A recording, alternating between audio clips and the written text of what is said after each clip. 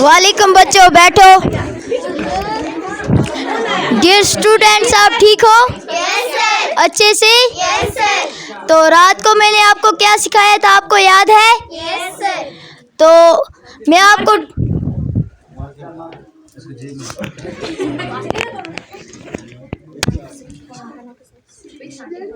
ये क्या है? सब्ट्रैक्शन।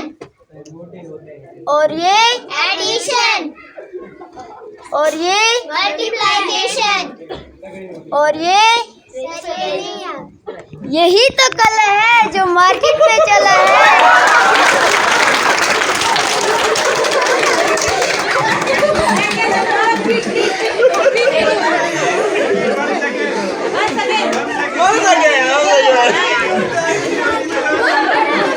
यही तो कला है जो मार्केट में चला है। और उसके बाद तो मैथ किस किस ने लाई है, जरा दिखाओ। एक कुर्सी करो ना मोनी। आपको क्यों नहीं है मैथ? आप मैथ से प्यार नहीं करते? जब मैथ से प्यार करोगे तभी तो आपको मैथ आएगा ना। कल मैथ होनी चाहिए। Good to dear Bashir sir, गुलाब जैसे हैं गुलाब लगते हैं, गुलाब जैसे हैं गुलाब लगते हैं, हल्का सा मुस्कुराएं लाजवाब लगते हैं। कभी अधूरा लिखूं कभी पूरा लिखूं, कभी अधूरा लिखूं कभी पूरा लिखूं, मैं रातों को बैठकर आपको सवेरा लिखूं, मैं जब भी लिखूं बस इतना लिखूं, आपको हंसते लिखूं आपको हंसते लिखूं। Thank you. मुझे रीडिंग करनी सिखाई, मुझे लिखना सिखाया, मैं कुछ ना जानती थी। मैं जब आई, जब मैम ने कहा सीखो, मुझे 8th में मैथ नहीं आता था, मुझे सना ने सिखाया math. Thank you for my classmate Sana. इंशाल्लाह मैं चाहती हूँ कि यहाँ पर जितने भी बाकी बच्चे हैं वो अपनी उस्तादिज़ा की इज़्ज़त करें, क्योंकि उस्तादिज़ा की दुआ वो दुआ होती है जो इंसान को दुनिया भी और आखिरत भी मिल जाएगी। और जब कहते हैं कि उस्ताद वो हो कि बच्चा तड़पे उसके पास पढ़ने के लिए, कहे काश हमें ये उस्ताद पढ़ाता हो, और उस्ताद वो हो कि बच्चे ऐसे हो कहें काश उस्ताद कहे हम इस क्लास को पढ़ाएं। और कहते हैं जैसा माँ बाप होता है वैसी ही औलाद होती है। उस्ताद की वो डांट याद आएगी, उस्ताद की वो डांट याद आएगी, तुम चलते चलो तुम्हें वो हर बात याद आएगी, ये लम्हा गुजरते हुए कह रहा है अलविदा अलविदा, हर अलविदा से पहले की इब्तिदा याद आएगी। शुक्रिया। Now I would like to invite Headmaster Sir of this institution for a speak a few words for us.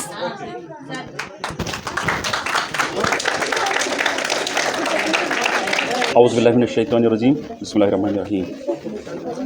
Respected teachers, dear students, Assalamu alaikum warahmatullah. Adab. Vav sotuk to vastad madrasuk dunway chkar. Vav sotuk vastad madrasuk dunway chkar. Vav फुलरावान गुलन तो वस्ताद वजनावान दिलन। ये कश्मीरी शायर है, आपको शायद समझ नहीं आया होगा। मैं इसका थोड़ा सा तर्जुमा करने की कोशिश करूँगा अपनी लेवल पे। सोंत समझते हैं आप इसको? सोंत स्प्रिंग सीज़न जो होता है ना, स्प्रिंग जो मार्च में आता है, तो उसमें क्या फूल खिलते हैं ना, खिलना शुरू हो जाते हैं। तो उस जैसे 4 मौसम होते हैं ना, spring summer winter and autumn, तो सोंत मीन्स स्प्रिंग। वाव सोंत को सोंत जो होता है स्प्रिंग का, जो थोड़ी थोड़ी हवा चलती रहती है ना, उसका क्या काम होता है? वाव सोंतुक, यानी कि सोंत जो है स्प्रिंग का जो हवा है एक, एंड वस्ताद मदरसुक, स्कूल का मदरसे का उस्ताद। समझ गया? सोंत स्प्रिंग की हवा, मदरसे का उस्ताद, दोनों कारीगर, दोनों कारीगर हैं। कारीगर होते हैं जिनका कोई काम होता है, जिनसे कोई काम बन सके। वाव फलरावां गुलन तो वस्ताद वजनावान दिलन। उस सोंत का जो वाव है, उस स्प्रिंग का जो हवा है, उसका क्या काम है? वो कारीगर क्यों है? क्यों वो फूलों को खिलाता है, गुलों को खिलाता है। उसी वाव की वजह से गुल खिलते हैं, फूल जो होते हैं ना वो खिलना शुरू हो जाते हैं उसी वाव की वजह से। और अब मदरसुक वस्ताद वो कैसे कारीगर है? वो क्या करता है? वस्ताद वजनावान दिलन, जो दिलों को उजागर करता है। छोटे छोटे नवनिहाल बच्चों के दिल जो होते हैं उनको उजागर करता है, उनको फूलों की तरह खिलाता है। ये उस्ताद का काम है। इसलिए उस्ताद और वाव जो स्प्रिंग का जो हवा है वो दोनों कारीगर होते हैं। कारीगर का काम जैसे मिस्त्री होता है ना, वो कुछ काम करता है, उनसे कोई कंट्रीब्यूशन होता है, इसीलिए बोल एक महजूर का कलाम है। आज का जो दिन है 5 सितंबर, एज पर ट्रेडिशन यहाँ पिछले दहाइयों से चलता आया है कि 5 सितंबर को ये दिन जो मनाया जाता है बतौर यौम उस्ताद, टीचर्स डे के दिन के तौर पर मनाया जाता है। मैं आपको खराज तहसीन पेश करता हूँ अपनी तरफ से, अपनी स्टाफ की तरफ से। जो यहाँ पे जितने सारे प्रोग्राम्स थे या स्पीच थे, किसी ने वो बाकी प्रोग्राम यहाँ पे पेश किए, वो काबिल-ए-दाद थे। उनमें जो प्यार था आपके उस्ताद के तई, वो हद से ज़्यादा था। जो प्यार, जो रिस्पेक्ट, जो इज़्ज़त आपने अपने टीचरों के तई यहाँ पे दिखाई, यहाँ पर पेश की, मैं आप सबका निहायत ही मशकूर हूँ। आपका जो ये काम है, जो आज का दिन, इसको पाए तकमील तक पहुँचाना, इस दिन को कामयाबी बख्शना, ये आपके बिना मुमकिन नहीं थी। ये आपका प्यार है टीचरों के हवाले से, जिसकी वजह से ये प्रोग्राम मुनक़द हुआ और कामयाब भी हुआ। मैं अपनी तरफ से फिर अपने टीचर्स की तरफ से आपको मुबारकबाद पेश करता हूँ। ये जो आज का दिन है, ये इससे पहले लास्ट ईयर शायद मौका मिला था यहाँ पर आने का इसी दिन।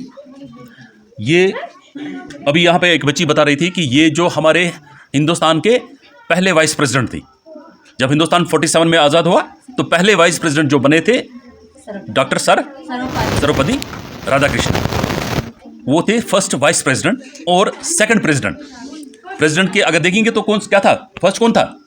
फर्स्ट प्रेसिडेंट ऑफ इंडिया आज़ाद होने के बाद कौन था पहला प्रेसिडेंट? डॉक्टर राजेंद्र प्रसाद।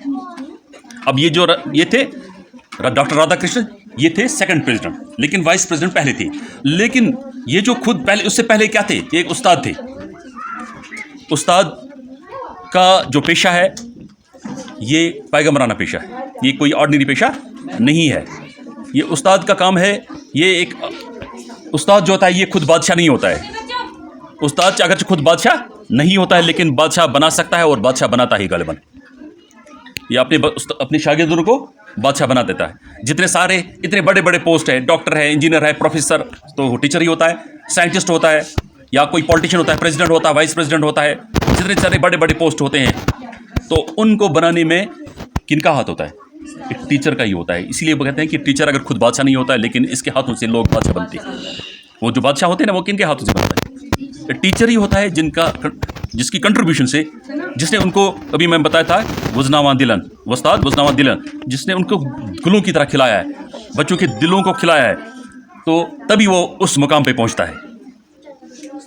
और ये टीचर, अपना उस्ताद आपके मुस्तकबिल को रोशन बनाने में एक अहम किरदार निभाता है। इसलिए हमारे नज़दीक आप जो टीचर्स होते हैं, ये जो स्टूडेंट्स होते हैं, ये हमारे बच्चों की तरह होते हैं। स्टूडेंट जो होता है ना टीचर के सामने, ये अपने बच्चों से ज़्यादा प्यार करता है इसको। लेकिन जो इस वक्त आपको समझ नहीं आता है, अभी हम कभी डांटते भी हैं आपको, लातें भी मारते हैं, कभी कभी बुरा भला भी कहते हैं, इवन हाथ से, वो छड़ी से भी मारते हैं, लेकिन उसके पीछे प्यार होता है। जैसे मिसाल में बता दूंगा, एक बच्चा गलती करता है, अगर मैंने देखा उसको गलती करते हुए, लेकिन मैंने उसको कुछ नहीं कहा, मैंने बस खामोश रहा उसकी गलती देखकर। अब बच्चे को पता चला मुझे टीचर ने देख लिया, मैंने गलती की, तो टीचर ने मुझे कुछ नहीं कहा, शायद ये गलती नहीं है। फिर इसका नतीजा क्या होगा? दोबारा गलती करेगा, फिर दोबारा टीचर ने कुछ नहीं कहा, तीसरी बार गलती करेगा। अब तीसरी बार गलती जब करता रहेगा तो ये इसकी आदत बन जाएगी। ये गलती उसकी आदत, उसको लगेगा कि कोई गलत काम मैं नहीं कर रहा हूँ। इसलिए टीचर जो उसको डांटता है, डपकता है, कभी मारता भी है, किस लिए? ताकि वो गलती दोबारा ना करे, ताकि वो समाज का अच्छा शहरी बन जाए, इज्जतदार बन जाए, अच्छा बच्चा बन जाए बड़ा होकर, ताकि उसको पता चले बड़ा होकर कि मुझे ये आदाब जो सिखाए हैं किसने सिखाए? टीचर्स ने सिखाए। माँ बाप पहली स्टार्ट कहाँ से होता है? घर से ही। तालीम जो होती है वो कहाँ से स्टार्ट होती है? घर से। तरबियत जो होती है वो अपने माँ बाप से होती है। बच्चा घर से जब निकलता है, क्योंकि हमारे पास 8 ही 6 घंटे 7 घंटे होता है, बाकी 18 घंटे वो किसके पास होता है? माँ बाप के। तो पहला उस्ताद जो घर में होता है वो माँ बाप ही होता है। तो घर में माँ बाप से भी सीखते हैं आप, अच्छी बातें सीखते हैं, उनको सिखाना भी चाहिए। एज पेरेंट अपने बच्चों को बताना चाहिए कि गलत क्या है, सही क्या है। उसके बाद टीचर जब बोलता रहता है कि टीचर की बातों पे अमल करना होता है। हम तो इन्हीं अल्फाज के साथ मैं अपनी तमाम टीम के साथ अपने उस्तादों की उस्ताद जो हमारे उनकी तरफ से आप सबका शुक्रिया अदा करते हैं और उम्मीद है कि आप अच्छे बन जाएं, अच्छे शहरी बन जाएं, अच्छे इखलाक वाले बन जाएंगे। बाकी वसल्लम।